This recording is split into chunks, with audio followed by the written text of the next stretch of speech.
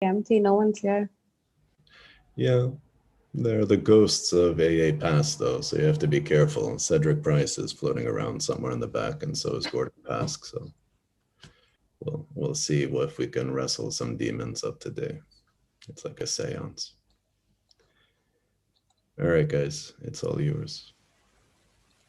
Shall we begin right now? Andong, I think it'd be a good idea. What do you think? Yeah, and don't worry, it will just cost like 40 less an hour. We will have enough time to talk. I'm not going to be worried, but I'm going to let you prove me that you're good with time. Okay, okay, let's begin.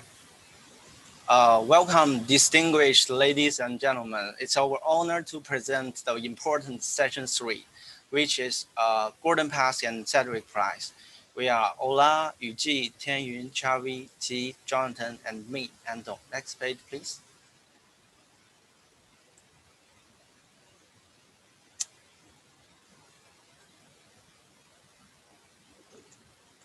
Okay, there are 12 articles here. Since all the, can you hear me right now? Yeah. Okay. Okay, since all the articles are related, we will talk about it briefly and focus more on the expansions. Next, please. Gordon Pask was the Nobel winner's disciple who wrote the seminar about the cybernetics. He belongs to the second generation cyberneticians together with John Fraser. And Gordon Pask designed together with Cedric Price over a period of 10 years. And both of them were part of Fan Palace Committee together with John Littlewood. Later, Cedric Price kept working with John Fraser in other projects like a generator. From this point of view, Gordon Pask brings the direct connection between cybernetics and architectures, both in the United States, like MIT and AA. Next page, please. So let us take a quick look about the father of cybernetics. Nobel winner. He was an American mathematician and philosopher. He was a professor of mathematics at MIT. Winner is considered the originator of cybernetics. Besides, he also had some contributing work relevant to the electronic engineering, communication, and control system. Next page, please. So what is cybernetics? Winner's thesis was that all animals are machines subject to feedback. The fact that they learn from feedback makes them intelligent. As an antelope learns how to avoid lions in different circumstances, it understands a phenomena and sees its similarities in unfamiliar terrain, learning and feedback. However, second-order cybernetics is, or you can see cybernetics of cybernetics. Its core interest in circular relationship, feedback between systems. The interest is extended to include phenomena that can involve feedback to feedback. That is, it has some level of responsive awareness. Second order cybernetics thus sparks and addresses issues of autonomy, self-knowing, mind, etc. Next page, please. So before second order cybernetics, we can see here, Wiener was still only halfway along the line from Descartes to Turing. He wanted machine to imitate the man who act in the world, as well as the man who reasons, to explain muscles actions in terms of feedback loops, as well as chess in terms of digital program. And then with the creation of the second order cybernetics shifted the focus from Wiener's communication and control towards the idea of interactions and included the observer in any system. Next page, please. Here comes the Gordon Pask. He got involved in the cybernetics in the early 1950s, and here Nobel winner spoke at Cambridge University, where Pask was an undergraduate student. At the same time, Pask was asked to be the assistant during the winner's talk. Then he became the winner's disciple. Next page, please. So Gordon Pask is an English author, inventor, educational theorist, cybernetician, and psychologist who made significant contributions to cybernetics, instructional psychology, experimental epistemology, and educational technology. He worked all his life with charm and great care to bring cybernetics into mainstream. Next. This is a timeline about Gordon Pask. Gordon Pask was educated at Rideau, a private school in Wales, where he also took a course in geology at Bangor University. He was called up for military service in 1945. Pask then studied mining engineering at the Liverpool Polytechnic before taking up a place at Downing College, Cambridge in 1949, where he studied medicine and again a BA in physiology in natural science triples in 1953. Pask first learned about cybernetics in the early 1950s when the originator of the subject, Norbert Wiener, spoke at Cambridge University, where the Pask was an undergraduate student.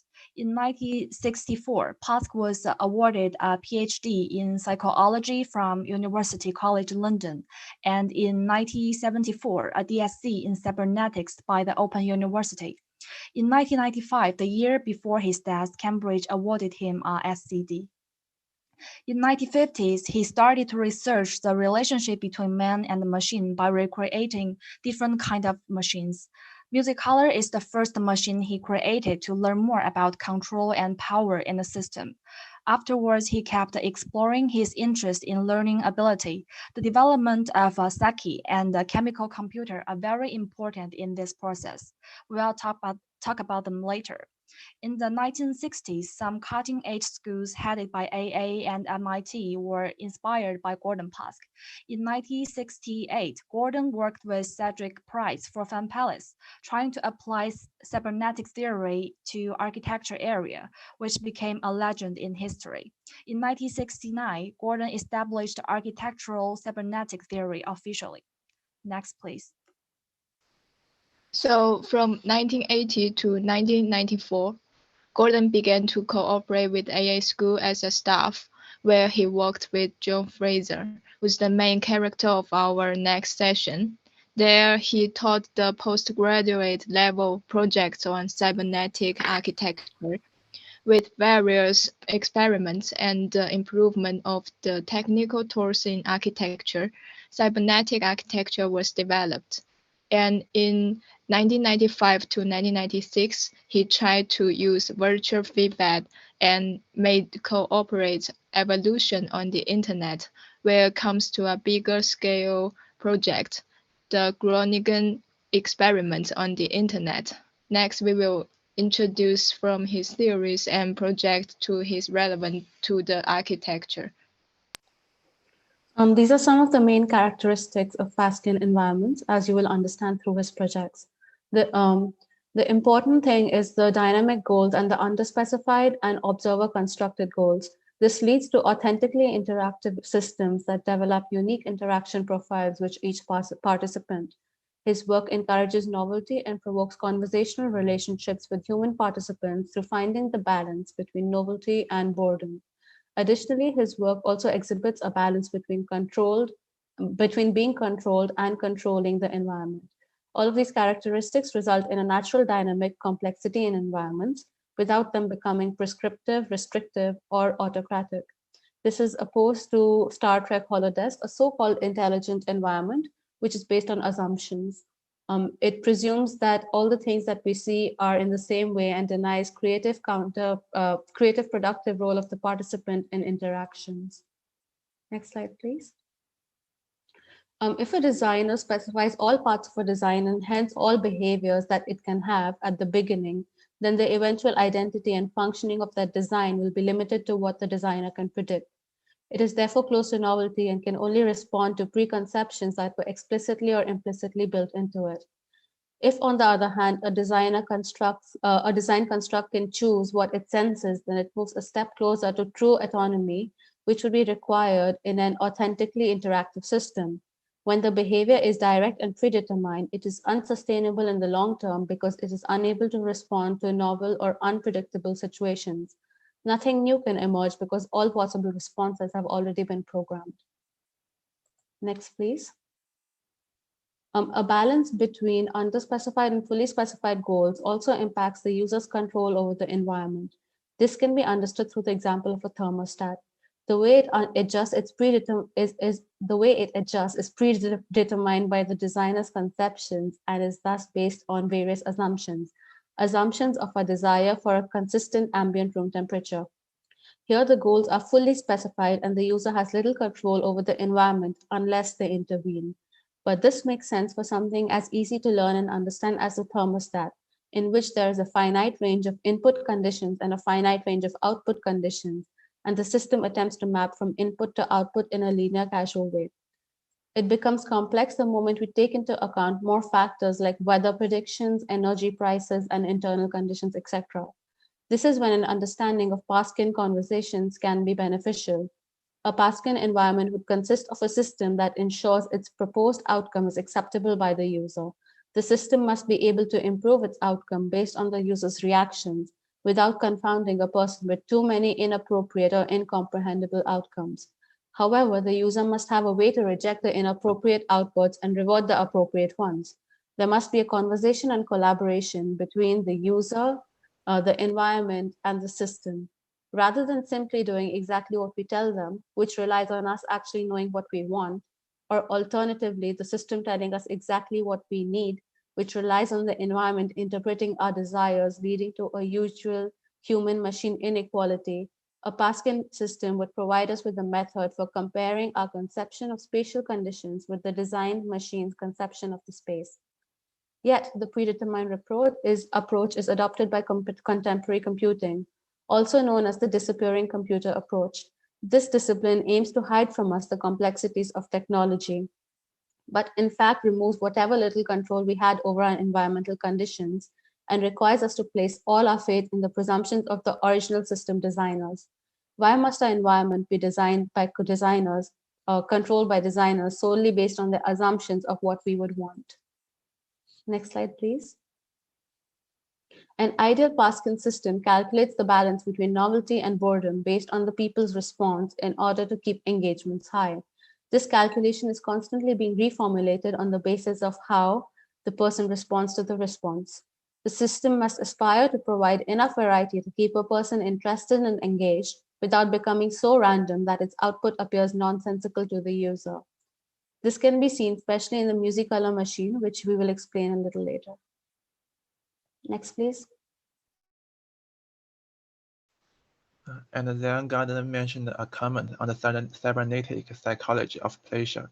Man is prone to seek novelty in his environment, and having found a novel situation, to learn how to control it. That means man is always aiming to achieve some goal, and he is always looking for new goals. Gardner's contention is that man enjoys performing jointly innovative and cohesive operations. Together, they represent an essentially human and inherently pleasurable mode of activity, and the characterization is accurate enough whenever a man is involved in aesthetic activities. Not only are there different roles, but they require some special aesthetically potent environments. Gardner thinks there are advantages to reactive and adaptive environments. The next page. Conversation theory is based in past interest in cybernetics, which can be defined as the science of communication and control in the animals and the machine, or the communication within an observer and between the observer and his environment. Oh, my mic seems broken. Can you hear me right now? Yeah, we Okay. can hear Yeah. Yeah. Thank you. The voice I can hear you. UG's feedback between her and me is the conversation feedback between two participants here. So conversation theory as developed by Pascal oriented from the cybernetics framework and attempts to explain learning in both living organisms and machines.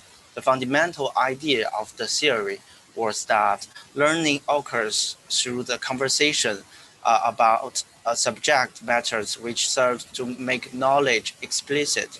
It's something that we demonstrate between things. Next page, please.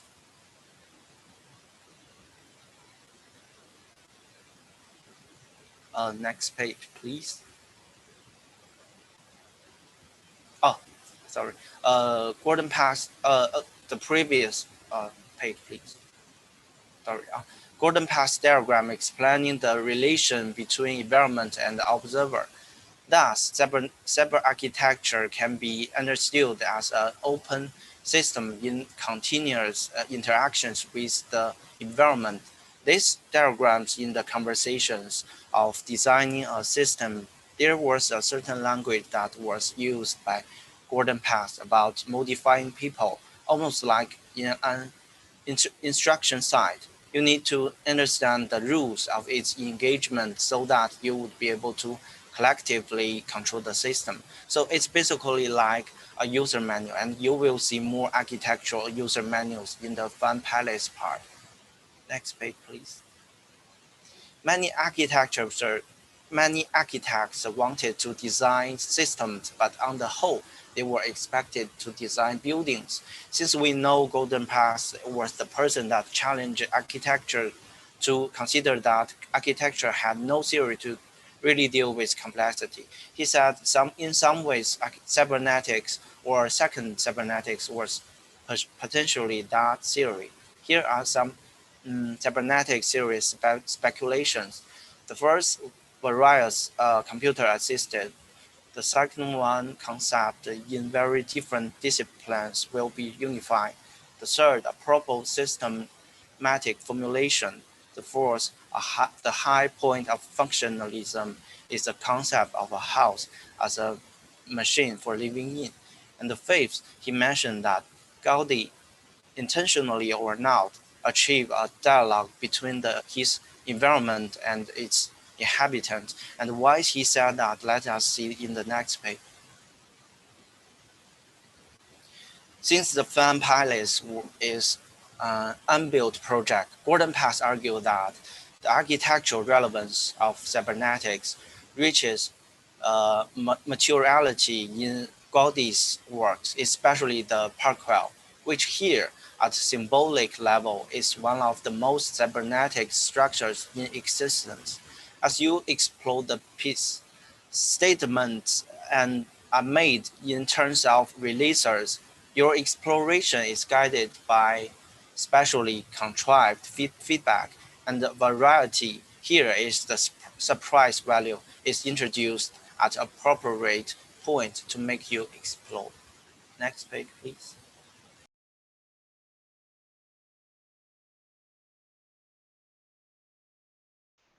And then Gordon introduced some important projects and experiments, like Music Color Machine, a performance system of colored lights, self-adaptive keyboard instructor, teaches people how to use the 12-key keyboard, and chemical computers, electric chemical devices with emergent sensory capabilities. Next page, please. The first case is the brief case history of the multicolor system. The concept of the multicolor system is that the aesthetic value of a work can be enhanced if the work is simultaneously presented in more than one sensory modality. The first multicolor machine output color by input sound, and we fitted it with a learning device to suit different performers. And then they find that the interesting thing about multicolor was not the synesthesia, but the learning capability of the machine. Next page. Then they built a new multicolor machine. The machine is immensely trainable, and it is trainable in many different ways. The performer can use several gambits to reinforce the audio-visual correlations, which he prefers. Phrased differently, the machine is designed to entrain the performer and to couple him into the system. After a period of failed performances, they establish a reasonable partnership between machine and human, and strive to achieve a balance. In the next performance, Musicolor aims to link the motions of a dancer to the input of the machine. It is difficult. They found that the most effective releases are short sequences of visual events. They did some succeed, but in the end found the Musicolor are most impossible to use on a large scale. Next page. The second case is a plan for aesthetically potent social environment. The colloquy of mobiles is a social-oriented, reactive, and adaptive environment. Even in the absence of a human being, entities in the environment communicate with and learn about one another. But a human being can enter the environment and participate, possibly modifying the mode of communication as a result. Next page. To begin with, it was necessary to select a structural idiom. Next, it was necessary to equip the mobiles with a language in terms of which they can communicate. As designed, there are two sorts of mobiles in the population, say male and female. Each has two drives. First, the male must find a female. Male will send a signal to find a female to satisfy his drives. Female also needs to find a male to satisfy her drives. The really interesting issue is what happens if some human beings are provided with the wherewithal to produce signs in the mobile language and are introduced into the environment. Next page. Okay, the third case, self-organizing devices, the experiment with the electrochemicals. In the early 1950s, PASC experimented with electrochemical assemblages in order to construct an analog control system. By passing the current through electrode immersed in a dish containing acidic aqueous of metallic salt, while the current passed through the electrodes array, dendritic metal threads could be grown naturally. By choosing which electrode to pass the current between, one could control growth of thread structure. The device would go on one step beyond PASC's earlier Musicolor system. PASC understood at this stage that this device must have some degree of epistematic autonomy in order to improve itself. But epistematic autonomy is not achievable without some degree of structural autonomy. Instead, the thread structure could be steered and selected to become sensitive to other kind of perturbation, such they could be tuned with appropriate rewards. By rewarding conductance changes associated with a particular kind of an environmental disturbance, the assemblage could evolve its own sensitivities. And here on the red arrows, we can see the thread dendritic structure that is growing naturally. And then one quote, we have made an ear and we have made them a magnetic receptor. The ear can discriminate two frequencies, one of the order of 50 cycles per second and the other order of 100 cycles per second. The training procedure takes approximately half a day, and once having got the ability to recognize sound at all, the ability to recognize and discriminate two sounds comes more rapidly. The ear, incidentally, looks rather like an ear. It is a gap in the thread structure in which you have fibrillates which resonate at the excitation frequency. This is the project by Usman, the author of our reading, The Architectural Relevance of Gordon PASC. He talks about his project as an adoption of Pascan theories and believes this leads to dynamic, responsive, and authentically interactive environments. This project, called the Moody Mushroom Floor, is an interactive floor system of sound, smell, and light that determine its outputs in relation to fluctuating goals and perceived responses. No behavior was programmed. It consists of mushrooms, as you can see, that developed a range of moods and aspirations in response to the way in which visitors reacted to their outputs in the form of light, color, sound, and smell emitted at intervals. Next slide, please.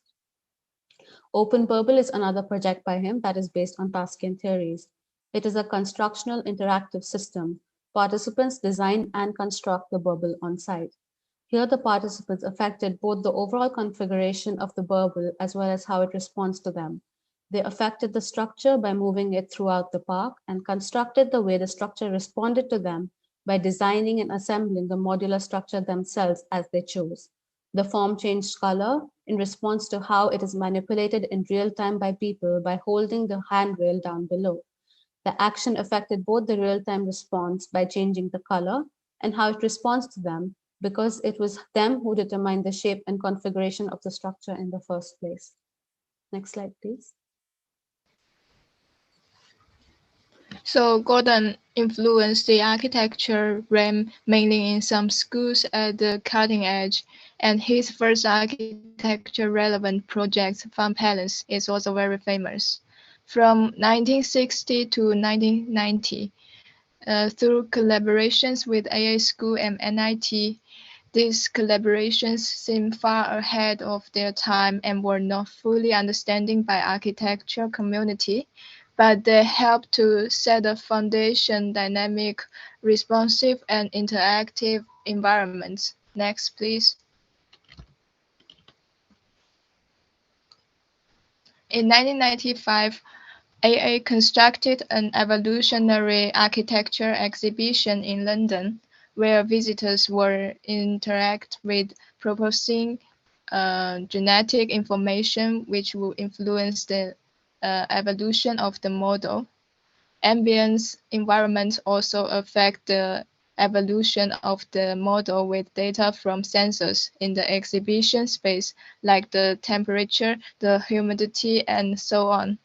Also, it allows virtual visitors to input genetic information to the model on the internet. The allowing programming of the model by virtual visitors were fed back to the central mode to contribute to the gene pool, and the stage in the development of the evolving model could be observed on the internet. So the visitors, the ambience, and the virtual visitors were working together on this evolutionary model. Next. And then in the next year, they developed this internet cooperative mode into urban scale computational model prototype. This prototype were combined with cellular automata and genetic algorithm learning strategies to produce a rule-based system which learns on the basis of feedback from the inhabitant. It maintains the discourse with others, tries to understand and interpret their desires, aspirations, urges, expectations, and reaction to their existing environment, and finally project the future environment. Next. The Morphogenesis project is a very special one, which different with other projects. It aims to create a new design tools rather than a system by using cybernetic theory.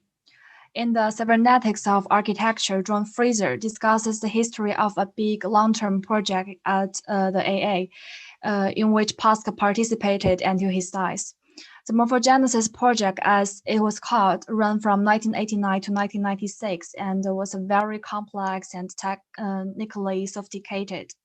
We have so far discussed the cybernetic architecture in terms of relations between buildings and users, but one can also conceive of another axis of cybernetic incursion into architecture, this time concerning the relation between the architect and the architectural design tools.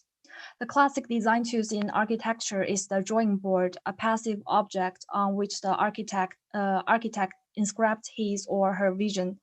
And much of past involvement with architecture focused on changing that situation via the development of tools that could adapt to and encourage the architect. Fraser's Morphogenesis project took this idea of creating an aesthetically potent environment for design further along at least two axes. One was to explore new ways of communicating with computers. Around 1980, a system of cubes was developed, each with an embedded processor. Beyond this, the Morphogenesis project sought to incorporate the idea that architectural units, buildings, cities, conurbation grow quasi-biologically and adapt to their environments in time. Next, please. Fun Palace is an interdisciplinary project that was influential, which created a unique synthesis of contemporary discourses and theories, such as the science of cybernetics and game theory, to produce a new kind of architecture that constantly addressed the shifting cultural landscape of the post-war years.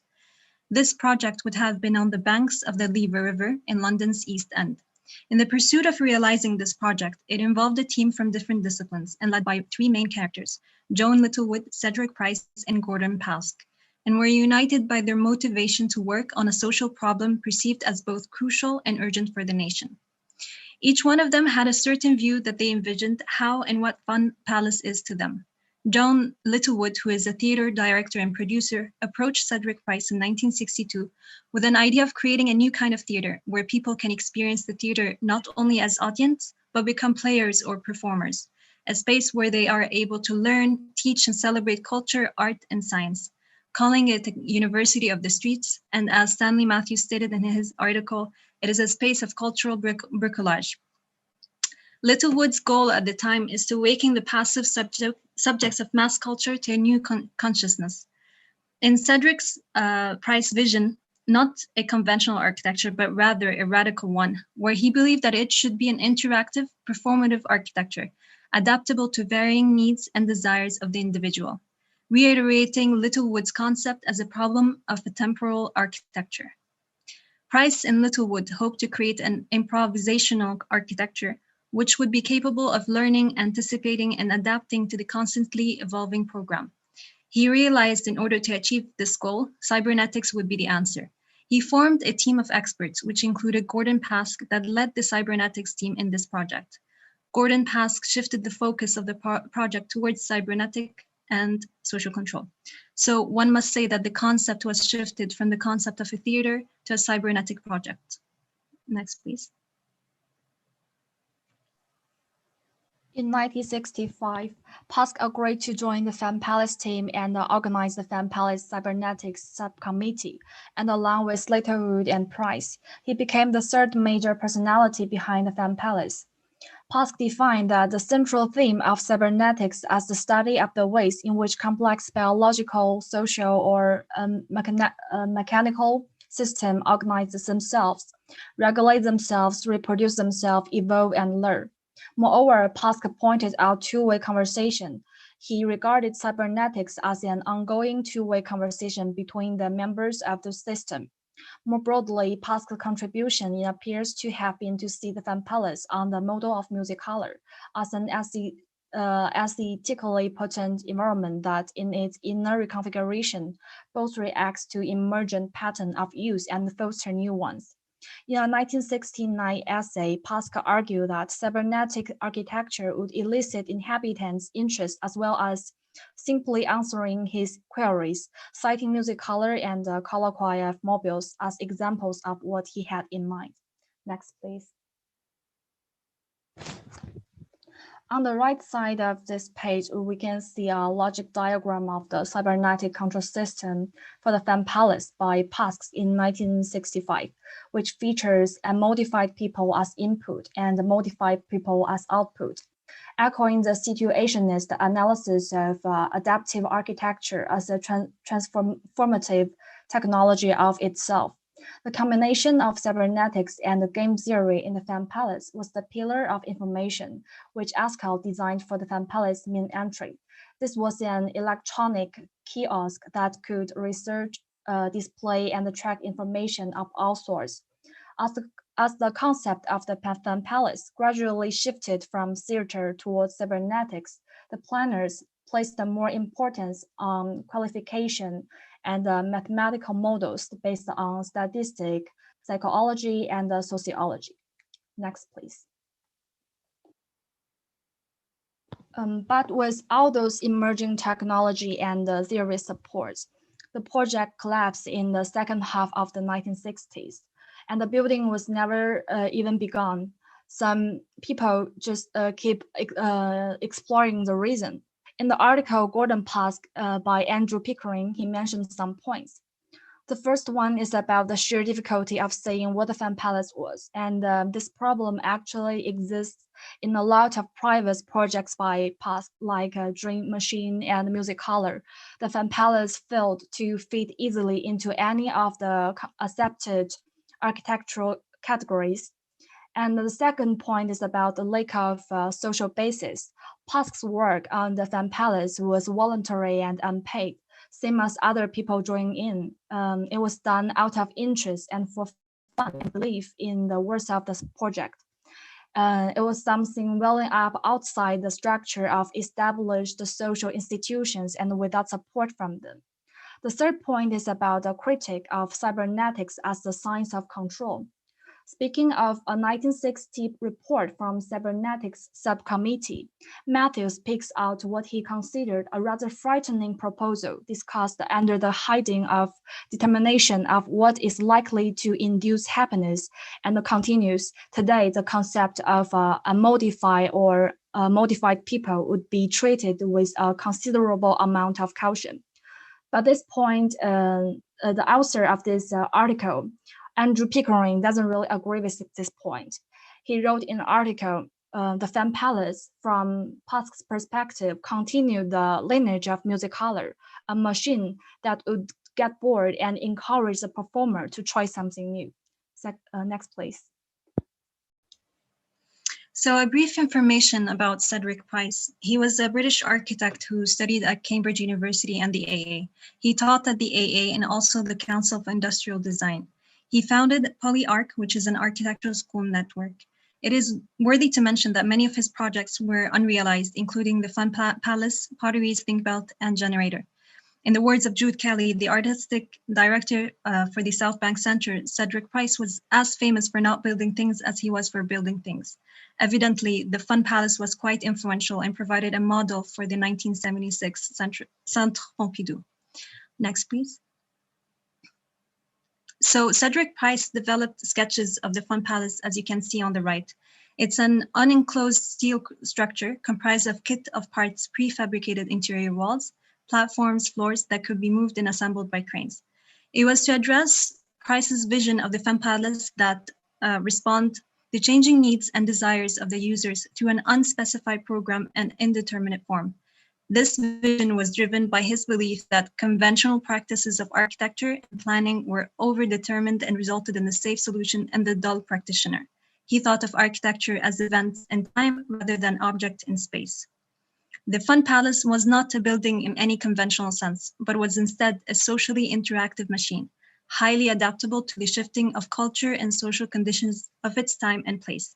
It was a case of virtual architecture that would be capable of learning, anticipating, and self-adapting to the constantly evolving program. It would never have one singular program, but rather it would reprogram itself, reconfigure in response to a variety of functions. Next, please. He was the first architect to experiment with the emerging field of cybernetics, which gave birth to devices and systems that could create conversation between the user and the machine through feedbacking of information. However, Cedric Price believed that the Fan Palace was all about keeping with the spirit of the 1960s, emancipation and the empowerment of the individual. It never meant to be built in the later times because it has become irrelevant. Throughout his career, Cedric Price had always tried to create architecture that was anticipatory of the needs of people.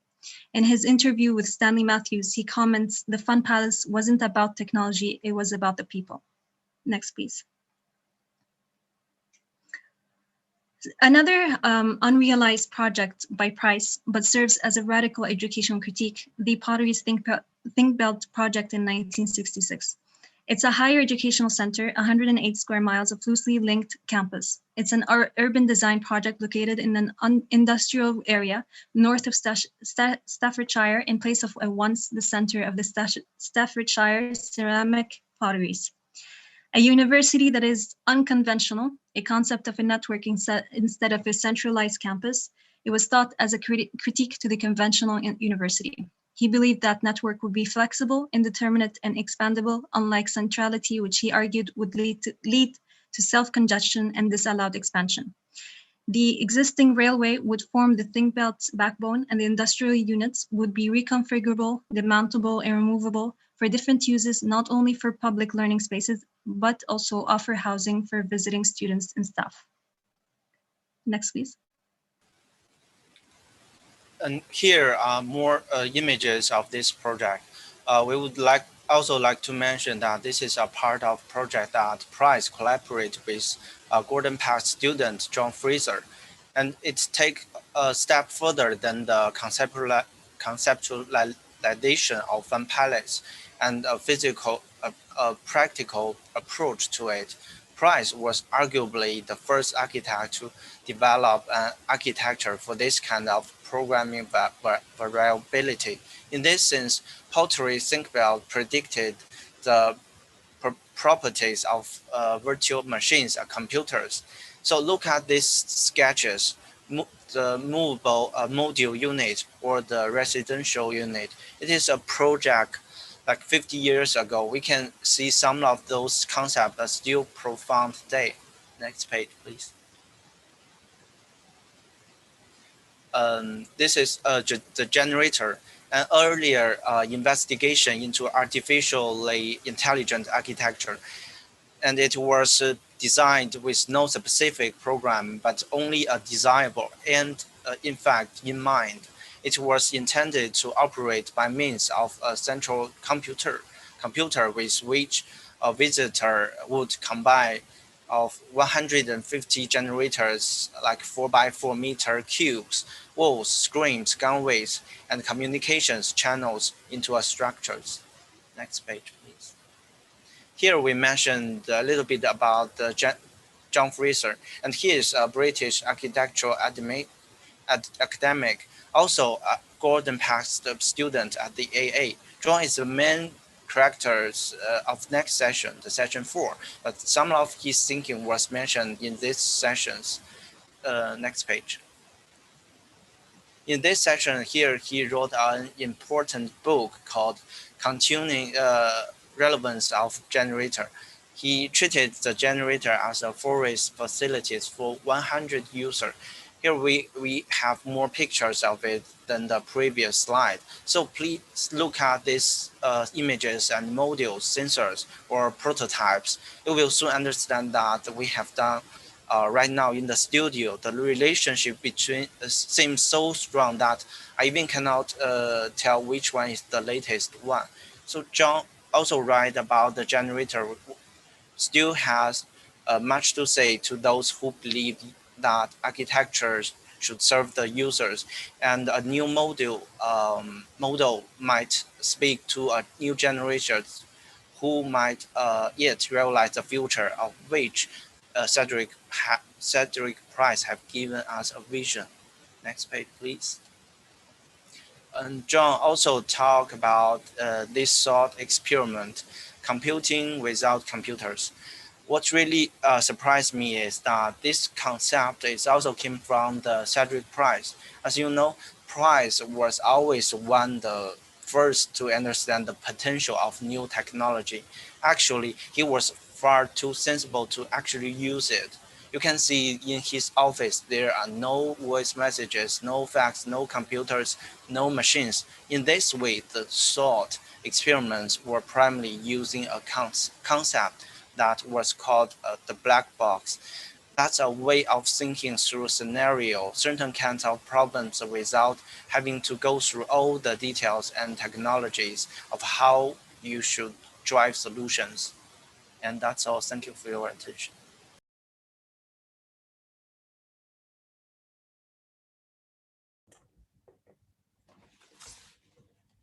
Thanks, guys. I think you guys did a really good summary of the readings and the articles. I think the overview about some of this work, I think, lends itself, I think, really well to having a discussion about how some of these ideas not only are relevant, but how they are situated today. Particularly, I think, around subjects of control.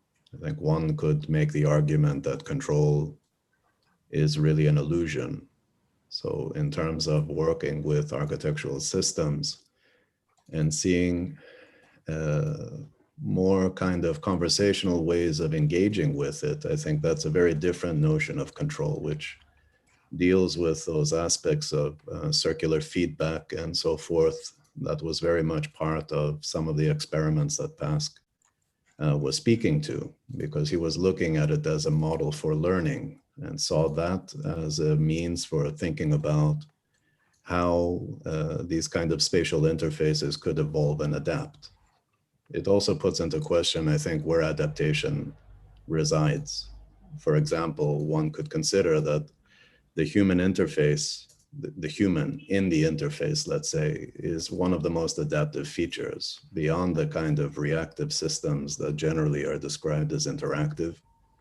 Pask is trying to make the argument that it's really about, I think, this kind of human learning, reception, and adaptive nature that somehow allows these kind of changes and uncertainty to be something that's an enabling thing, something that's more anticipatory. But at the same time, I think that there is a challenge because humans are very habitual and deal with concepts of comfort and these kind of things. So how to challenge, how to somehow enable curiosity, and how to create kind of frameworks that would allow things to change. Change not being something that's forced upon something, but change as being something that happens every day. And you see, I think in this session, I think some of the critical limitations of language. For example, in Fun Palace, the idea of modifying became a very difficult concept, particularly in the time that this was being developed, because somehow modifying meant controlling, and controlling meaning almost a form of authoritarian kind of ways of changing people's behavior, instead of really expanding on the concept that actually everyone was a participant, and this was more about an influencing machine. Control in this case was probably not the appropriate word, because control was not a top-down aspect. Control was a socially motivated exchange. But these concepts and the lack of fitting into a box, I think, becomes really critical in terms of self-evaluating things, because in some sense, because the project had a certain degree of openness, this was deemed a problem instead of a possibility. It wasn't being discussed in terms of the potentials that this would enable to really somehow work out and problematize scenarios, to somehow give over the possibilities of what kind of things could happen here. It was somehow burdened with the idea that somehow it didn't have clarity of purpose. And I think there are a lot of aspects of this kind of things, at least for me, that are deeply troubling, because in some sense, complexity cannot necessarily be overly simplified just for, you know, the simplicity of very kind of almost Twitter-like understanding. There was a very deep engagement in some sense in the kind of explorations that people were trying to ask of architecture. And the human aspect of it, I think, is an important one. If we think about some of the contemporary things today, for example, the fact that every online kind of action is given a certain metric, is recorded, is somehow driven in terms of influencing, from marketing to other kinds of forms of things, we wouldn't, or maybe we would, say that we're modified, but this would not become scandal. This is kind of everyday at the moment, right? So the ways one thinks about systems, the ways one thinks about control, and honestly, the approach that one takes to technology, I think Price spoke to it pretty well, in the sense that he didn't foreground technology. He foregrounded the relationship that people had through technology. So all of these concepts of thought experiments that Fraser was talking about, or computing without computers, was coupled two reasons. On the one hand, they didn't have access to these technologies, so they had no choice in some way. On the other hand, they were liberated not by the technical, but, well, what if scenarios. And this is very important, I think, to keep in mind in the ways that we should be talking about scenarios. You guys have tools to be able to really work on some of these things. But at the same time, we really do need to understand why, what motivates, how are we enabling, what are we anticipating, and to kind of challenge, I think, the orthodoxies of really what an architectural solution can be. That's why I think some of the aspects of thinking about the relationship, I mean, Fun Palace maybe is an interesting project, mostly because of the three people that came together to create it. It's not really Cedric Price's project. It's not really Gordon Pask's, and it's not really Joan Littlewood's. It's really the collection of these three characters coming together to create something that challenges disciplinary distinction. In some sense, discipline is also a very kind of potentially unuseful term. It's important to bring knowledge to a certain problem. The fact that, for example, Joan Littlewood was talking about the theater of the street, the theater of the everyday, and really wanted to see the user or the audience member as a participant, not just as a passive observer, but actually a contributor to not only the experience of theater, which at that time in her theater group was also very social and politically motivated. It was also in some ways about creating and utilizing space as a way of bringing people together to deal with complex issues. So I think when we look at all of this architecture, it's important that architecture played a fundamental role in having those kind of conversations. Because in some sense, architecture for the architecture machine group that was really talking about communication technologies, or for some of the projects of Price and Fraser and others that were working at the AA and other places, these ideas, I think, were really important to somehow really speak to some of the changes that were happening also in society, meaning that they were engaging in territories that by definition were not architectural. And I think that that's important in terms of the role of the experiment, the role of a thought experiment, thinking about things more prototypically. These things are, I think, are inherently as value systems in terms of the way that we should be thinking and doing architecture. It was also deeply, in some sense, collaborative.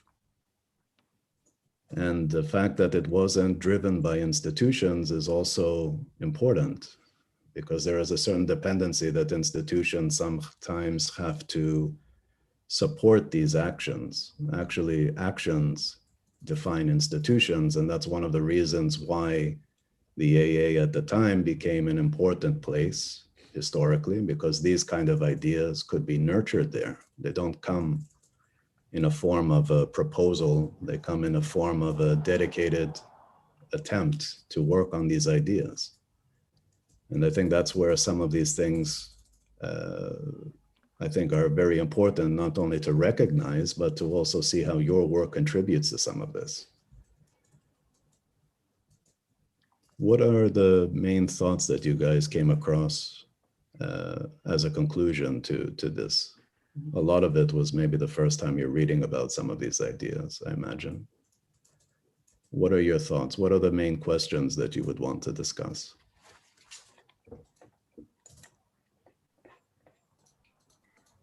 I actually see it as a counter argument that it's not about control, but rather about giving freedom to the user, and freedom to the individual, not in the naive sense that I would like to do this or I would like to do that, but as giving agency or collective agency to people to claim responsibility for how they would like to change things, or how they would like to shape a certain scenario or space for that matter, and how they would like to come together in order to do something.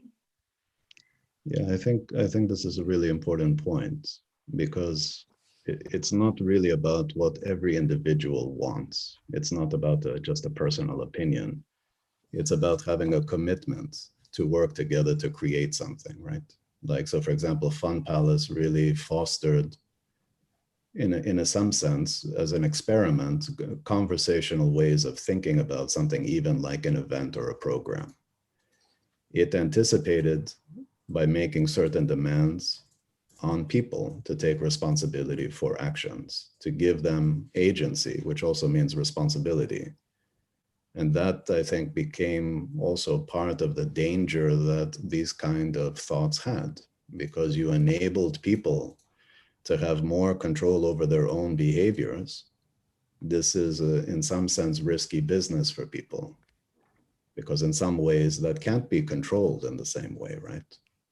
So the critiques that were placed on the project were actually probably much more placed on how society dealt with giving over agency to the people in some sense. Right. Which I think, you know, your response to it, I think, is very, very meaningful in that sense, because that's where a lot of the complexity resides. But that's also where a lot of the challenges are. Well, how do we come together collectively to decide what's going to happen today? What? Deniz got positive. I don't think that there's a response for us to comment on. So.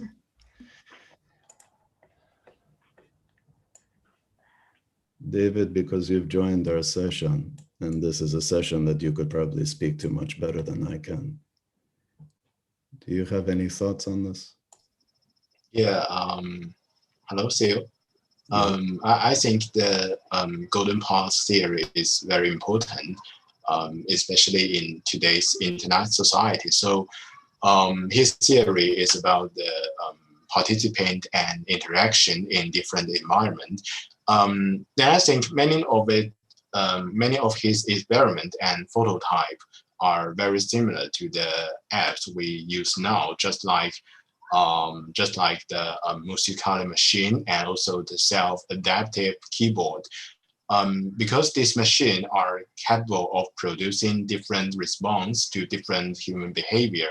So I think the same is true with our apps. For example, when you are using the YouTube, you can customize it, and you can customize it according to your preference and hobby.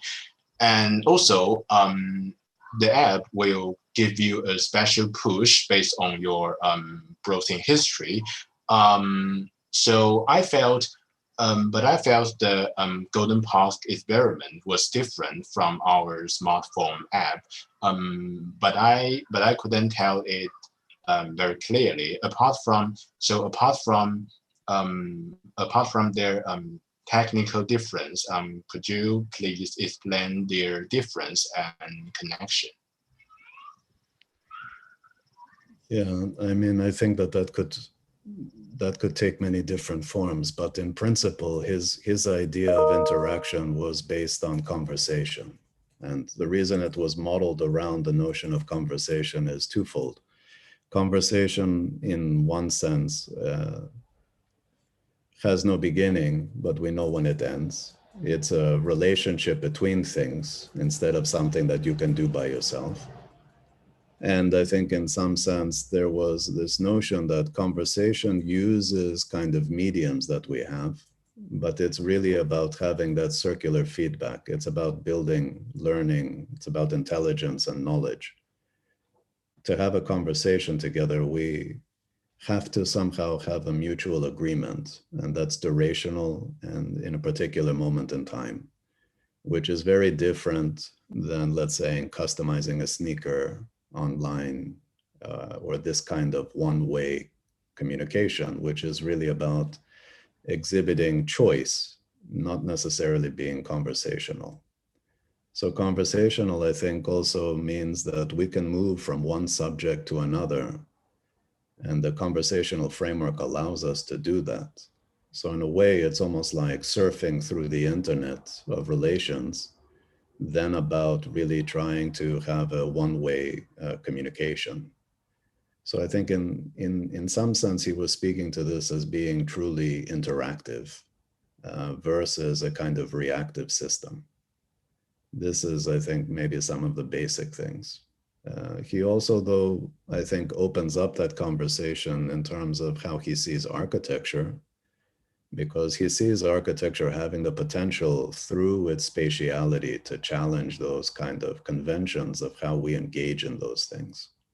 So for example, when he speaks about Park Güell, I think it's an interesting thing to discuss about the role that space has to kind of enable curiosity, and to also think about the concept of novelty and boredom that you guys presented. Novelty in the system and boredom in the system are ways to engage people, in ways to enable people to be more curious, to explore. I think that there was a recognition that people were very habit forming, and that people generally, in some sense, needed to be somehow enabled to engage in certain ways. That could be socially or culturally speaking. That can be just generally in terms of code of conduct, interacting with a colloquially of mobiles, or Musicolor. At the time that Musicolor was designed, the real purpose of it was what it would be like if a musician had the ability to engage with a color, illumination system, and if those patterns would have a dialogue with each other, how it could influence what the performance would actually be.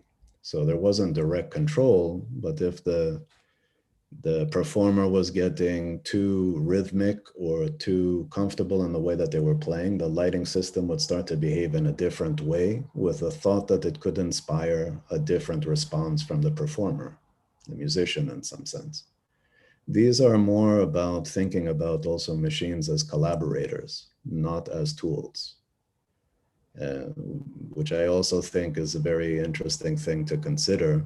You can have a conversation with a machine just as much as you can have a conversation with a human. This is the basic Turing test, which in some sense was a very limited way of thinking about intelligence, but the premise was, if a machine could fool you to think that it was human, that somehow it exhibited a form of intelligence. This is a form of intelligence. This isn't really intelligence in an expanded sense. So I think that the ways of thinking about this stuff is, I think, very important for us today, especially in terms of the ways that everything is foregrounded through communication. How we can deal with that spatially, I think, is very important. And my PhD supervisor, a guy named Ranulph Glanville, he used to say that design itself was a very cybernetic process, because he said that you could have a conversation with yourself through the action of drawing or through the action of making. So in some ways, he was a student of Pask and would speak to conversation theory as being potentially modeled on actually the process of design.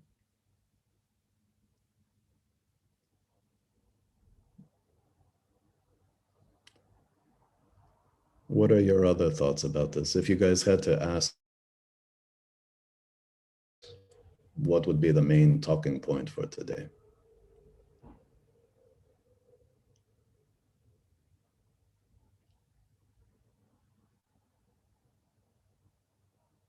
I think you see, like, there are a lot of very familiar subjects, maybe, and some of the things also that I do in my studio, right? About the role of how things are engaged, if it's decentralized, for example, like Pottery's Think Belt or other things, challenging spatial organization in some way to offer ways of thinking about architecture, not necessarily holistically in an envelope that we usually call a building. And you guys mentioned certain things like Centre Pompidou and other things. What are your thoughts? Hello, Theo. Yes, Andrew. Yeah. When we go through all the project, like a Think Belt project or the generator, we can see a strong relationship between the 50 years ago project and right now. I can see the mobility they talk about. It is just Like you can see like this, the page Pottery Sinfeld, how he combine those module, how they could deal with any part of the project. It is some kind of related to the your studio, like the hospital one. Yeah, last month, right? So we can see it, and this is a project like 50 years ago, and we didn't have their experience of those things. But could you please maybe develop how the AA, how the DRL or the unit diploma, I mean the process of the exploration of those years, how they react like 20 years ago, or the time we didn't experience. Maybe you could tell us. Maybe I can just tell this session is about the Gordon Pask and the AA, right? So maybe could you please tell me more about how you or the AA students inherit their value of system or their experience of life? I mean, let's put it this way. I think one of the reasons why this seminar exists is to somehow remind people that there are these parallel histories, because in many ways, a lot of this work was forgotten. Just like, if I'm honest, a lot of the work of Frei Otto was forgotten, or the work of Buckminster Fuller. And but the problems of architecture somehow stand the test of time. And the problems that a lot of these characters were working on as experiments, as the ways to think about technology, to think about social responsibility, and to give agency to people, I think is really relevant. So I have to be honest with you, I'm not that old. I wasn't around in the 60s and early 70s. But on the other hand, to be honest with you, those problems I feel are much closer to the problems that we have really today. But for some reason, architects today don't, in my opinion, have the same connection to maybe the things that motivate as they should, and to see that through the ways that they can kind of participate through architecture, and how that can really be influential to basically have certain forms of conversations that may be very difficult. Meaning that I believe design matters. I believe that it has a very vital role to contribute in society, but it has to be questioned and interrogated.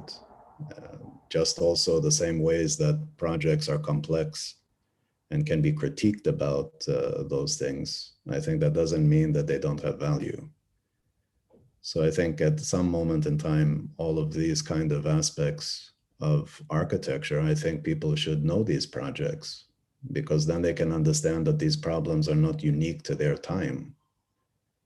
You know, when Buckminster Fuller spoke about crisis, he thought that the word was really misused. There wasn't a crisis of the environment. There wasn't a crisis of this or that. He felt that it was just ignorance. Because if you understand in a more profound way the relationship between resources, energy, human needs, and so forth, this is a constant struggle for life. And architecture in some way has to really engage in those kind of very difficult questions, from production to how it's conceptualized, for who it's for. And all of these things are just very basic things, but sometimes we remove those issues from the discussion. And I think with this work, I think it's very profound that it's part of the conversation.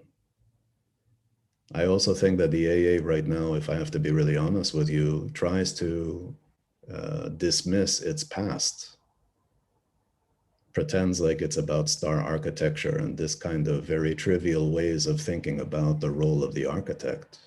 And I think To undo that is to really also understand all of the different kinds of experiments that have happened. And they didn't begin and end in the 70s. They've continued. Every 10 years, you can see people coming out of the AA for a long time that had something to contribute to society, very different things. So at the moment, I think either you see that as a history that you want to evolve and to continue that conversation and to deal with change in the contemporary, or you try to become like everywhere else. I always liked AA because it was not a university. We had the freedom to actually change, and we had the freedom to be able to set up if I want to look at elements, the elemental, I propose the elemental, and as long as students felt like that's something that's interesting, we could do it together. But also it's important to know that there is a history of these kind of problems so that you have some knowledge of the different ways people try to approach architecture. Architecture doesn't have a definition. Everything that we suggest about architecture, we probably mean something very different, but there is a belief system that architecture brings people together, that space is a medium. I think that these things are shared. And even if they're not shared, they open up a certain friction that is very creative, I think. And that's why I believe in architectural approaches to a lot of these problems in the way that we can contribute, not as citizens, but as architects, which I think there's a difference. I also think that there is a bit of a caricature today between the social and the political versus the technological and design, which continues to be conflated in the ways people deal with units or programs, somehow thinking that these things are separate. The challenge of architecture is to think that it's always deeply social and political. It always has a responsibility to people, even if the subject is not human. So I think the realities of all of these things are very important. And sometimes knowing about the projects is enough. By knowing this, now you understand that there are some subjects that have been looked at in architecture, and you will feel some responsibility to have a conversation with them. How does your projects, or let's say what's going on in my studio, how does that have a conversation with Cedric Price? Obviously, he's not around anymore, but through his work. I think this is where you find your friends and your enemies, and you really try to think about what it is to be an architect today. Your question is something which I think, unfortunately, histories are plural, but we always treat it in a very linear way. So I think some of these ideas are just as contemporary, even if they came about 50 or 60 years ago, than some of the discussions that we have today. So I think what's important is just to have these discussions. That's why we have the seminar. That's why I ask you questions. I want to know what you guys think.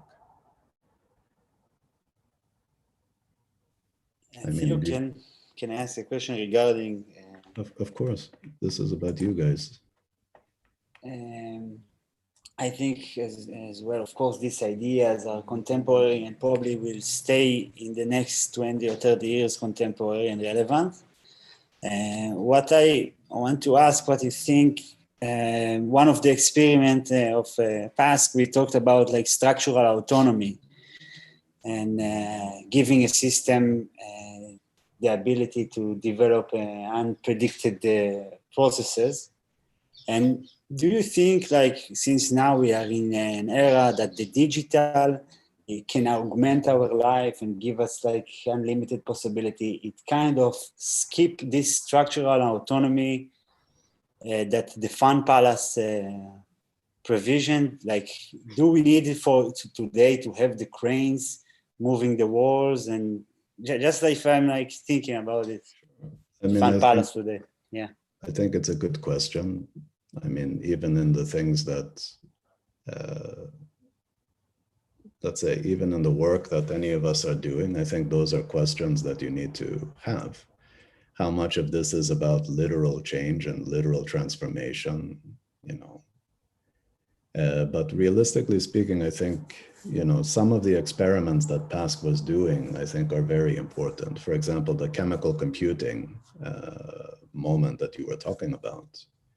To think that materials also can compute, to think about the different ideas of even what a computer is, not bits of silicon, but ways that different principles kind of engage with each other. Like the fact that he was making these experiments to evolve an ear, meaning to make a device with these kind of dendrite electrically charged crystals, is super interesting.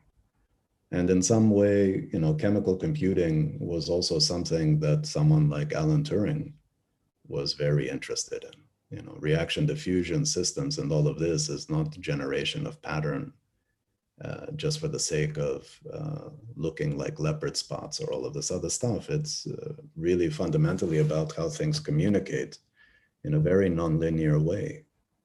And so I think that there's a lot of profound questions that I think are very important to explore. The role that architecture has, though, I think is an interesting one, because you could say that almost every part of life is dealing with uncertainty and latency and change, rapid change, instantaneous, that we don't really fully understand.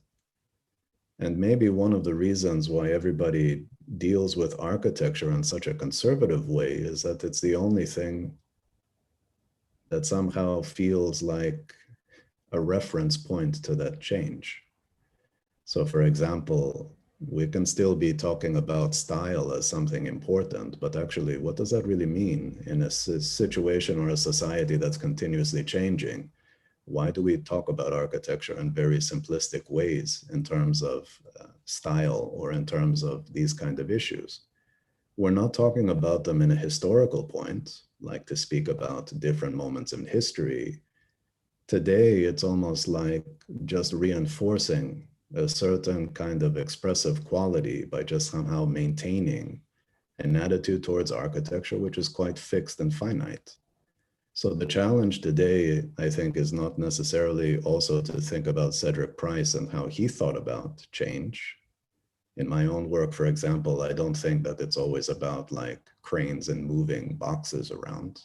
I'm very self-critical of some of the things that Cedric Price was trying to do in his architecture, because I think it had much more potential conceptually than the way he thought about his architectural systems in terms of gantries and things like that. On the other hand, it's easy to say that. The question is like, okay, well, what are you proposing? So you have to be invested with some of those questions. You guys read that article by Ollie Wainwright last session, right? Where he basically is attacking the whole notion of flexibility. Flexibility and adaptation is not the same thing. Cedric Price is talking about adaptation. Ollie Wainwright interprets Fun Palace as flexibility. And even in terms of the use of language, I think it's very important to understand that, Ollie Wainwright is, for example, speaking as a critic who basically says, we don't need buildings to move, we don't need buildings to change, he makes an argument that this is not necessary. And I think, let's say, just as simply in terms of Studio Brief, if I say, well, we have a mass migration crisis and we need housing to be deployed for 2 million people, there is a need. So even in the definition of what we're talking about architecture somehow always means a finite building. These are the assumptions which I think in some sense are not allowing architecture to really fulfill the needs of people, because it's not identifying some of the social problems that it needs to do. And sometimes when we're reading about Buckminster Fuller and his Dynamaxim thinking, when he's looking at the problem of housing, he sees it as a problem of production. He sees it as a problem of trying to respond in a certain frame of time, trying to be deployable, trying to do light buildings that could be dropped in, trying to design buildings that were quite autonomous. That's why he's designing the plumbing system and the bathtub and looking at the most advanced techniques of aluminum molding components and things like that, treating it almost like a car because of the need. And I think like there is a danger in sometimes rejecting ideas somehow because they challenge your conception of what architecture can be. And that's why I think, at least from my perspective, I feel that especially in a school like the AA or in a course like the DRL, you need to ask some fundamental questions about what you're doing. And I think that that's not so legible, if I have to be honest, these days at the school. And that's a problem for me. But I think it's important to understand that it's not an issue of just being a critic. You know, I think it's really difficult to be a creator. And we have a lot of distraction and we have a lot of challenges. And you're inheriting a lot of problems of people that were once radicals that became, you know, some of the most commercially motivated characters on the planet. So sometimes the avant-garde doesn't really truly behave as an avant-garde for their whole life. You know, they have a moment in time and then they become super commercial architects just doing all kinds of other stuff. So, I mean, the only thing that I can do is to communicate with you a kind of sustained and motivated way of asking questions about things and to give you references of people who have done that and not only had careers, because I don't think that this is what it's all about, but I think really saw architecture as being something that was very meaningful and that it offered the world a different way of understanding itself from a very human place, right? Because we are creating synthetic strategies. You know, we are utilizing nature in different ways. That's not always a problem, but we have to be conscious of some of the things that we're doing. So I think, you know, I don't necessarily think that everything needs to be kinetic and moving. I don't think everything has to be a robot or a crane. I do think, though, that some problems challenge the fixity of architecture. And so we have to have a much higher level of conversation in terms of what we mean by architecture. I can tell you what I don't mean by architecture. I don't mean a revisionist history of 1920s ideas of generic modernism. We've seen that world. That world has happened. And I also don't believe in dismissing ideas because they were utopian. Utopian is also a very dangerous word because it means that it's not real, instead of being visions that were not implemented. Because the stuff that's going on today is a vision. It may not be ours, though. Or it may be a vision that's really confused because it's not driven with ideas, it's driven with money. And so the way that we evaluate that is also different. So I think the purpose of what you're doing is very important. And I think architecture reflects society. So in some sense, we are operating today, and I think it's important that you operate in a way that's responding to today. I think some of these people give you tools to think about today in a different way. But maybe you disagree with me, and that's totally okay too. You know, I think the point of showing you some of the thoughts that, you know, Stanley Matthews had about Cedric Price versus, let's say, some of the thoughts that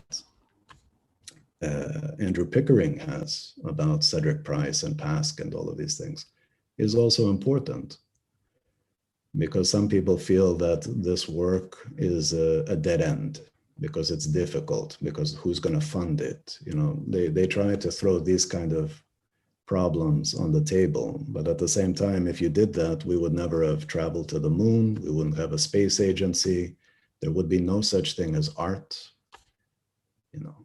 We wouldn't be listening to music.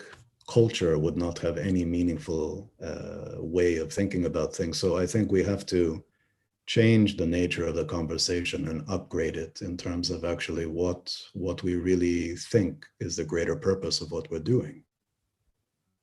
I think this is important. And to understand that we don't actually have to have the same vision. We don't have to agree, actually. But we do have to have some respect in terms of how we engage those conversations. And that's where I think conversation theory is also, as a philosophy, very important. As an idea, it's very open. But the materialization of the world is very important too. Like, we take it for granted that we are living in some form of shelter right now, having this conversation. It's easy to have a conversation about the digital, but many people don't actually have a place to call home or any of these other things. So we have to speak, I think, in some ways, recognizing that nothing should be assumed. That's why I like some of these more bigger picture ways of thinking. They make demands on us to think more collectively. What other thoughts do you guys have? Hi, Steve. I have a general question. Sure. You know, you guys could ask questions to each other too. I don't think I have answers to anything. I can only just tell you my thoughts. I just have a question that we read something about the celebrities, and such as Pascal or Buckminster Fuller, and they always did some designs for future. I mean, they maybe predicted something, and something what they did maybe is very extremely. I mean, these things could never be used or impossible to be built. So I mean, there are actually some gaps between what they did in the past and now. So what do you think about these things? Well, I mean, I think if you're asking me about the impossibility of some of these ideas,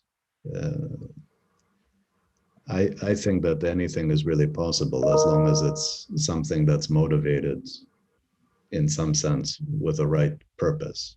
A lot of these ideas didn't happen because people were afraid of some of these ideas. But I think as society is evolving, and if we have a conversation about really the dependency that we have with each other, I think we should ask more from architecture, no? I just think that I don't know sometimes why architecture is so conservative, other than the reasons that I was stating before, that somehow people find comfort and stability when they think about architecture. On the other hand, I think most of the cities are probably, I mean, cities are the most adaptive forms of kind of built urbanism. And the qualities that make a city exciting and livable and innovative and all of those things are always things that are evolving through time, always having a dialogue with the past and the present and moving some way towards the future. Like in the article that I gave you guys last week, I spoke about future from a point of view of physics. There's no such thing as future in physics, right? Carlo Rovelli says there is no such thing as that. And time isn't something that's consistent. All of these kind of ideas conceptually should kind of create a moment of pause in the way that you guys think about what we're doing. Not just to blindly accept what's going on as agendas, but also to critically situate your work in a much larger time frame, right? I think it's important that you know about Buckminster Fuller. Some of the ideas seem crazy, but actually it's probably crazier not to know about these ideas and just to kind of continue down a path of just doing what's already known, modeling things that you see, just kind of copying. You know, sometimes people think that there's no such thing as original ideas. Everything that can be thought has been thought. Well, it hasn't been thought today. And that's why I think history should be something that's enabling you. You shouldn't be a slave to history. History is about ideas, and there's a very particular moment in time in which you're creating work and responding to. And I think it's very important as an architect that you respond to your time. But responding to your time doesn't mean pretending that nothing came before you. I think it's very important to see and know as much as possible and collaborate with people to open up and create something that is self-critical and self-aware and tries to do something better. These are kind of very basic values, but it means something very different when it comes to architecture. Even from a practical perspective, even very basic, simple mechanisms are not there anymore.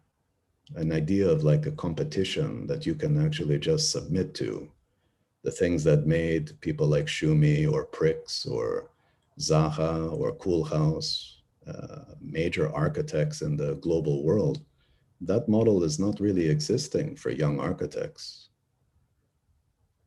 So something just as simple as making a proposal is not as open as it used to be. So you have to be much more determined about putting ideas out there, working on things consistently and trying to find a different model. This is my, let's call it recommendation. This has moved away from seminar into maybe more bigger picture stuff, but it's okay. The reality is that, you know, architecture makes demands and it's not easy. But society also, in some sense, plays a huge role. You're not doing this for yourself.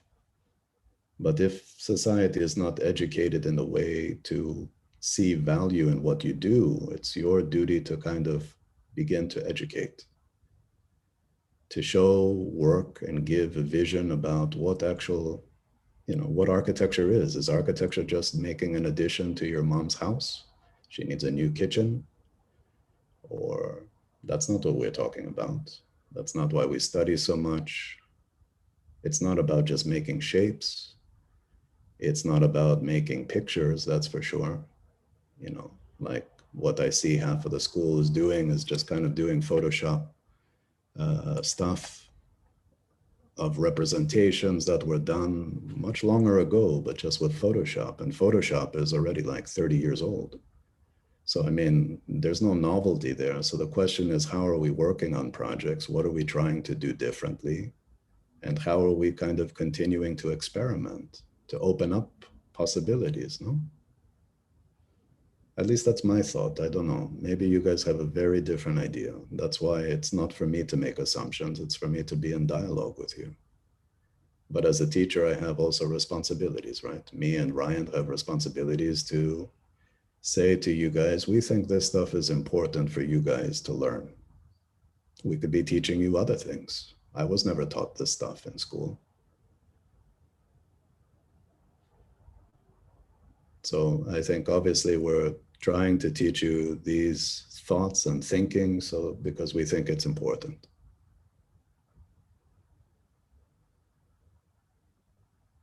Do these ideas make you think? Do they inspire you in some way? Do you get confused about why architects would be thinking about this stuff?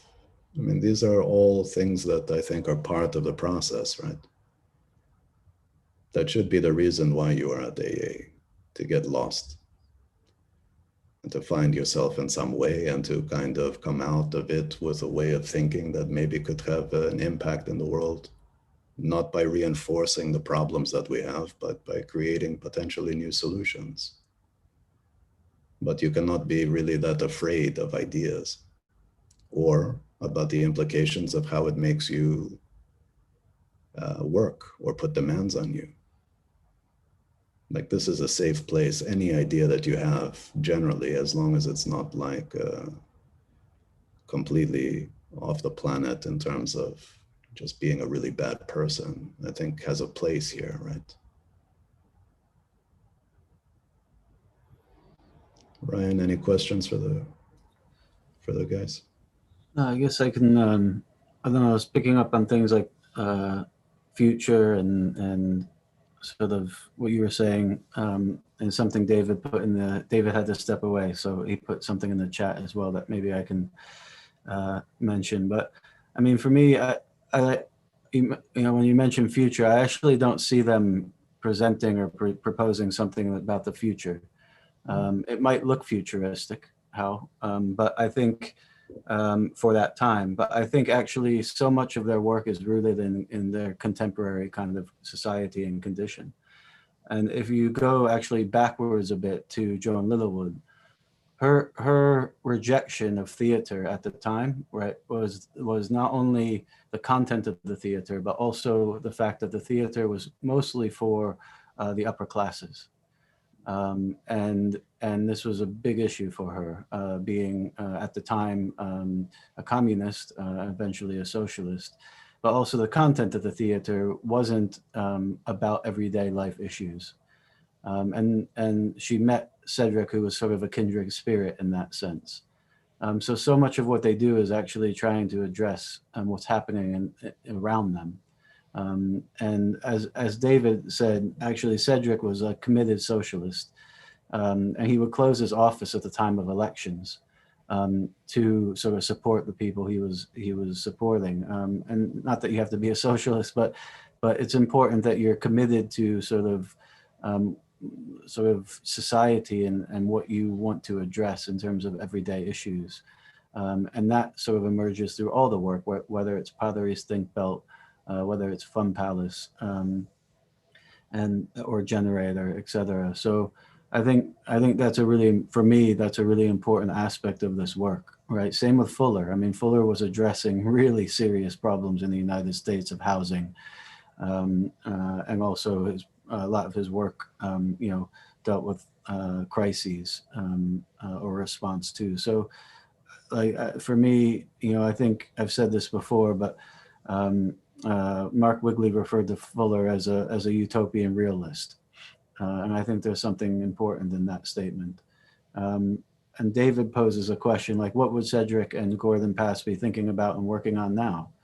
I don't think they'd be proposing gantries and moving escalators, and I don't think they'd be proposing, capsules on train tracks. They'd be interested in the most latest technologies and what those afforded us. So yeah, that would be my kind of, mine and David's. I'm paraphrasing some of the stuff he put in the chat. Yeah, David. The David we're talking about is David Green, who, like a ghost, likes to jump in and out of our sessions. Yeah. He is a bit of an agent provocateur. He did throw a message in my way as well, which he says that he felt that the need was to embrace the culture that he was living in, but to question with imagination and creativity. He thinks that that's what Cedric and Gordon were really doing at the time. And he also remembers Alvin hiring John Fraser and told him explicitly, don't design buildings. So the role of the director of the AA also having a very important role of pioneering spaces that were safe to be able to explore ideas that at some point in time may have been thought to be dangerous. He told him, live dangerously with your ideas and questions. This is David's quoting of Alvin Boyarsky telling a young John Fraser to start a unit that no student wanted to sign up to. And I think like some of those things I think are important. I mean, it's not a popularity contest. It's about ideas. New ideas sometimes aren't always that easy to be accepted because they pose a certain threat to habit and old ideas. And in some ways, I think like it's just really important for you guys to deeply ask yourselves what you really want from architecture and what can you contribute to architecture. What you want is basically not really so important for me or Ryan or anybody else. That's something that the school always asks you, like somehow a school's place is really to just, like camp, just kind of go with the flow of whatever people want. It's what you need that really defines a school, right? And to be able to understand how you can engage in things in the future, how to give value to what you're doing and to give you opportunity, I think is really the role of the school, right? You should be wanting to be the next generation. not to reinforce old ideas, but not to pretend like they don't exist, to reinterpret things, to evolve things. That's why we use certain language in the DRL. Or at least I can say that I'm trying to be very conscientious of some of the language that we use. And I think experimenting is asking questions, because people kept asking over the last couple of years if experimentation is important. Experimentation is all we have. Explore ideas, experiment. If they're thought experiments or if they're material prototypes, whatever it is, whatever your definition is. If it's a piece of writing or if it's working with code and machines, whatever it is, that's our tools to engage. And conversation, in terms of what Pask is talking about, I think is really fundamental for learning, which is at the heart of where knowledge and education is really about. So conversation is not just talking. This isn't about buying lattes and sitting on the terrace of the AA that is very nostalgic and just having a discussion. It's about having some conviction about what you think architecture's role is and speaking to that through projects. I think that this is very important. It gives meaning and it challenges the limitations of language.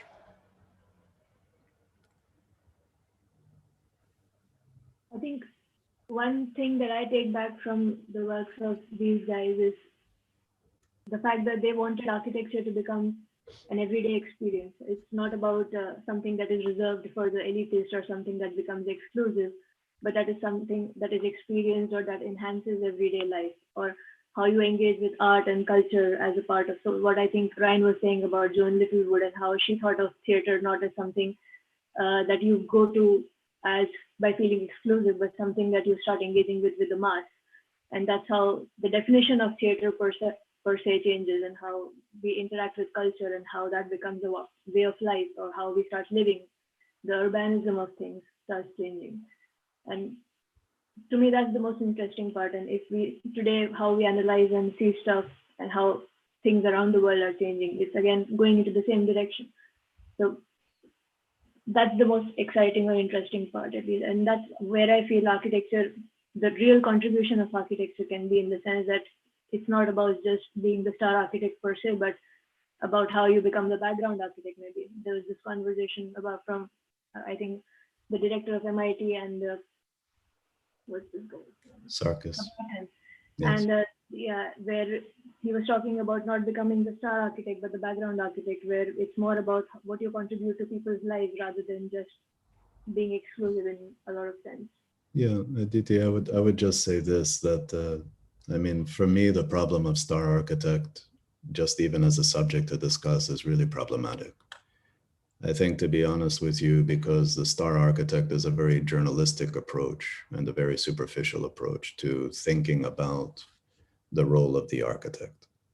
The reason that I say that is that I think Sarkis is right, obviously, but background and foreground is not really the point. I think what's really a point is closer to what you said, which is to try to develop strategies for architecture to be inclusive. I mean, Cedric Price is known within the architecture community, but nobody knew who Cedric Price was. Rem Koolhaas, to be honest with you, as much as we think that he's super famous and a star, he's not Brad Pitt, he's not, there's a very kind of misunderstood approach about those things. And some of the people that really got closest to that, even people like Zaha, at the height of so-called her fame, I mean, she had not built many buildings in the world, So being known for your work is not a problem in itself. It's the purpose of your work that matters, And I think somehow there is a very easy way of dismissing people that had some clarity of their projects. Because, for example, when we study Frank Lloyd Wright, or we study Corbusier or Mies, they used to be described as masters. I don't know if that's an appropriate word either for that, but it generally meant that they had a body of work that one could study one could try to understand their position, their approach to how they thought about society, and the kinds of people that they were working with. Because I think the role of the architect is a participant. By themselves, they don't do anything. And I think that that's very important. My only discrediting of star architecture as even a subject is that I think it already starts the conversation at such a low level, because it assumes that fame is something that's valuable. I mean, I knew Zaha pretty well. She worked amazingly hard. There was nothing easy about this. This idea, it's not like the kind of Kim Kardashian of architecture, This was a very difficult job. Architecture is also a very thankless job, I have to be honest. So having a culture and a community to be able to communicate and discuss ideas is very important. And I can say Zaha, particularly to this program, she always came to our juries, even just to sit with one or two students. Like in this last jury, we had Wolf Pricks. Wolf Pricks doesn't need to go to another jury, but to feel like you're part of a community and you're sharing ideas, I think is very important. To believe that education matters. I think those things are important. And I think that the power of places like the AA was always that different generations were coming together to discuss this stuff. That's why even somebody like David, excuse me, even just putting a couple of messages in the chat, this is priceless, if I'm honest with you. Here is a famous member of Archigram who's 84 years old, popping into a seminar. Why? Because he believes that this is important and he wants to be part of a conversation with the young generation. And I think that this is an important thing that sometimes gets lost in the way that architecture is described. I think generally speaking, architects are either in the camp of being very optimistic and believing that architecture matters and wanting to find a better way. But we also have a tendency of having a lot of people in architecture that really don't believe in the power of architecture, that are very critical of everything, hate on everything. And I think at some moment in time, we have to somehow take stock of the difference between self-critical and just being dismissive of any potential that architecture has to serve people.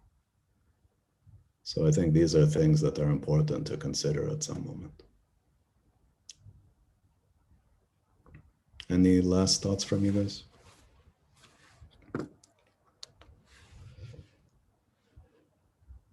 Will you guys ever look at another Cedric Price project again? Maybe. Will you pick up a book and try to see who Joan Littlewood was? Maybe. I can say this, a lot of these people were really forgotten. Cedric Price had a little bit of a revival because of a publication that came out at the AA, but unfortunately, these things, these ideas sometimes get buried really quickly, and a lot of heroes are forgotten, and a lot of ideas are somehow just lost. And the internet isn't doing something of reviving this. So I think it's very important that ideas live on in different forms. So I think it's important for you guys to have an understanding of this. But particularly for people like Joan Littlewood and things like that, I reached out, thought that there would be an archive of this woman. She's super influential. There were a couple of boxes. The same could be said about Gordon Pask and his archive. It's only recently, because of a couple people, that his collected writings and even his prototypes even have had a home. And that's a scary part about all of this stuff. That a lot of this work that is very seminal but doesn't fit into a category somehow gets lost. I would make the argument that this work, because it doesn't fit in a category, is the most important. So its misfit actually opens up a certain tension of those categories, those pre-existing categories. And a lot of the architecture that we're talking about really did believe in some sense of creating a much more inclusive and a much more collective and shared project. And I think that that's also very important. So, I mean, Cedric Price was an influential person. I mean, he influenced REM as much as he influenced people like John Fraser. Gordon Pask connected the Media Lab when it was the Architecture Machine Group with the AA. These are profound things. This is not like, hey, you know, somebody's reading Deleuze, or, I mean, this is about really pioneering different thoughts. And its influence, I think, is not always so known, or if it is, it's kind of very superficially known. So I think this is an important session, and there's a reason why we have a session completely dedicated to John as well, because I think John also with Julia Fraser were working on a lot of the things that I think in some sense were also precursors to things like a lot of the postgraduate programs. In a similar way like Frei Otto and his institute was. Any last comments, guys? Any last questions for Ryan or me? For me, I just wanted to say that the role of architect remains the same in all these cases. Somehow the same, we feel the same need to offer and to think about humans and societies, all this. What changes is this need for novelty. And this need for novelty, I think it's something that is it exists in all of us. I mean, more or less, there is this need of thinking about new stuff, pushing some limits, and what worries me is that this debate of how successful or unsuccessful is all this are, I think, Cedric Price or Gordon, not Gordon, but Cedric Price, for example, or Diller Scofidio, The SED, or Almost Pavilion, this critique that we discussed the previous session. I think that, yes, this is a matter of this is why we are prisoners of architecture also at the same time, because we are prisoners of time, because architecture needs so much time to be mature, to become mature, and to follow all these latest developments. And so it's it's logical that this debate exists while we can see how much computer science has evolved from the 60s, which hasn't happened for architecture, for example. I mean, it's interesting to think that, I mean, let's put it this way. I think in some ways, the important part of everything and the important part of being, I mean, you called it a prisoner of architecture, you know, remind one thing that, you know, Koolhaas's AA thesis was called a voluntary prisoner of architecture. We do this not because we're somehow really a prisoner of things. It's more because we believe that architecture and the built environment matters. It's also not something that you can very easily express to someone. It's not like a very clear business plan. All of the mechanisms that decision-making are taking place have to also bring back a certain kind of responsibility for some of these things. And I think in some sense, to see architecture evolve is to actually also understand where architecture has innovated, where it's failed. But if you treat everything as a failure, like some of our journalists today, I think it's problematic because it doesn't give agency. And people are still going to be building things, but what actually people forget is most buildings are not built by architects. I think that that's a profound thing, that the last 30, 40 years, the world has been terraformed, you know, almost 2 or 3 times its own kind of history of human civilization. But most of that was built without architects. And I think that that's something that maybe people like Ollie and others should also consider. that it's not that always architects are the problem. Maybe the conversation right now is that architects are not part of the conversation. And the ones that are treated as so-called stars. But I think that this is also missing the point of what the profession is set up to do. The profession is there to create the built environment for people. That means that it has to be in dialogue with people, it has to serve people, but it also has to be part of the decision-making, to be able to speak to space and to the things that we think are very important to support life, to understand what good architecture is. And to also understand that it takes a certain commitment that is very different than the accelerated issues or the metrics that are being used to evaluate other disciplines. So for example, artificial intelligence is a conversation topic that's very hot the last 2-3 years, but it's a science, to be honest with you, that is over 50 years old. So even the notion that knowledge is proliferating around us, we have to somehow really see where innovation truly is resided. Because I could make the argument that the only thing that has happened with computer science, just as a provocation, is that our computing power has accelerated. But most of the fundamental algorithmic mathematical models and so forth were defined before that. They're just being tested now. It's a provocation. Of course, there's been so much progress in some sense, but at the same time, there's also been an amazing conservatism that has been born out of that, because there has been certain forms of success. Those are privileged because they can be made more legible than other experiments or research. And so, for example, the challenge beyond the digital is the fact that digital metrics is a very easy way to deal with funding, resourcing, and society today is looking for that kind of instantaneous way of evaluation. No more than 2 or 3 years for a project. But architecture fundamentally is working with timelines that are very different.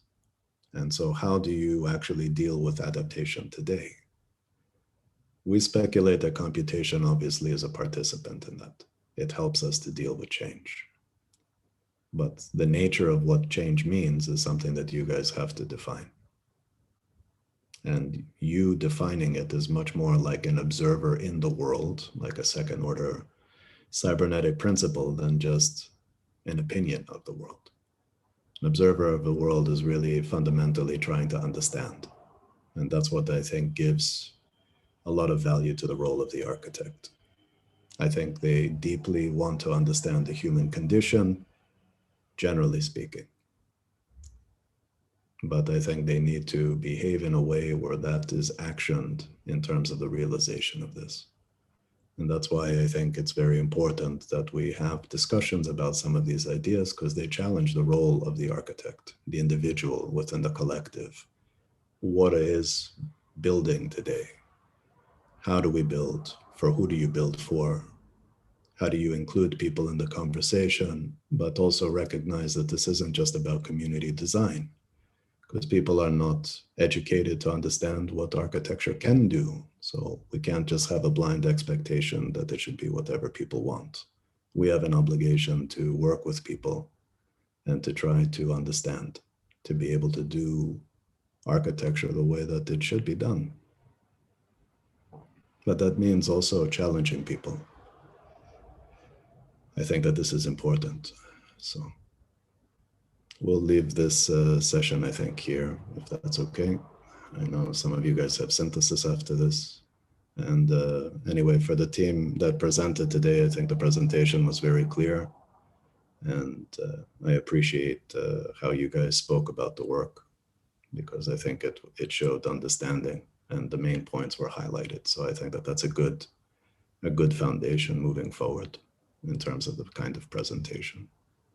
And Andong, you were on time. So congratulations. This is very unlike AA.